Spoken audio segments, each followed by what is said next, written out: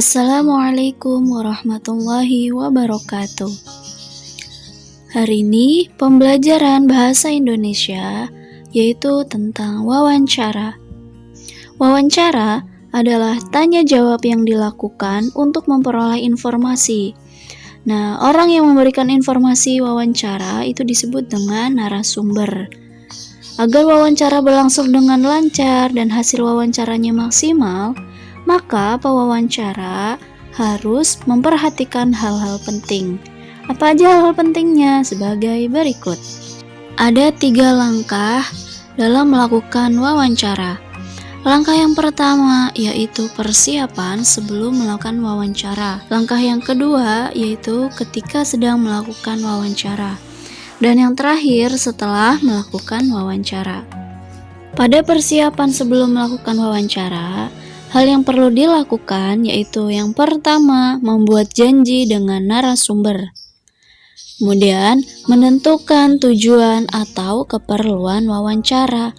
Mau apa tujuannya dalam melakukan wawancara ini? Kemudian yang ketiga, mempersiapkan alat-alat untuk mencatat atau merekam jawaban dari narasumber.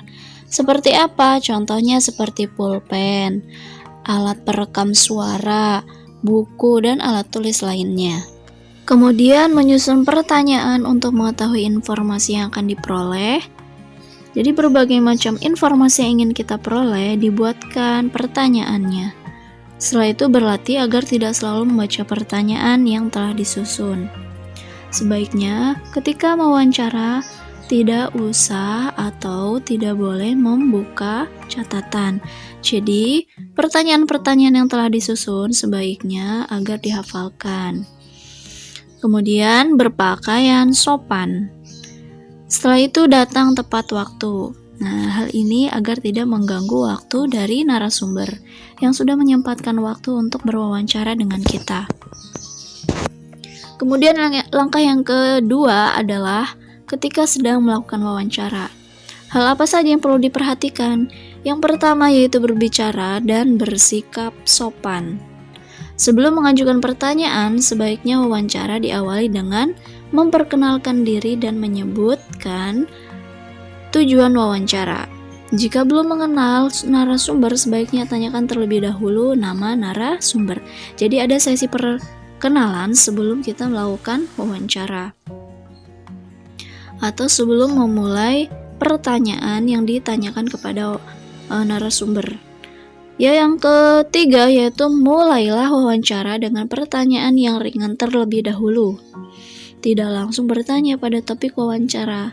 Nah, jika suasananya sudah cair, sudah baik, kemudian barulah memulai pertanyaan sesuai dengan topik wawancara.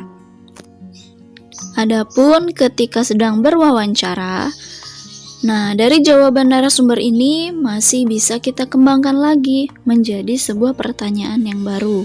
Tetapi hati-hati hindari pertanyaan yang berbelit-belit. Dengarkan pendapat dan informasi dari narasumber secara seksama. Hindari menyela agar keterangan tidak terputus. Ketika narasumber sedang menjawab pertanyaan, jangan sekali-kali atau kita menyela dari jawaban narasumber, karena ketika kita menyela, nanti keterangan dari narasumber bisa terputus atau lupa jawabannya. Nah, hindari juga permintaan kepada narasumber untuk mengulang jawaban. Jadi sebaiknya ketika narasumber sedang menjawab pertanyaan kita, maka jawaban-jawaban itu langsung dicatat atau direkam. Dari rekaman itu bisa kita ulang lagi ketika sudah selesai dari wawancara. Nah, langkah yang terakhir yaitu setelah melakukan wawancara. Apa saja yang perlu diperhatikan? Yang pertama adalah memohon diri. Kemudian mengucapkan terima kasih dan menyampaikan permohonan maaf jika selama wawancara berlangsung ada hal-hal yang kurang berkenan dari pewawancara kepada narasumber.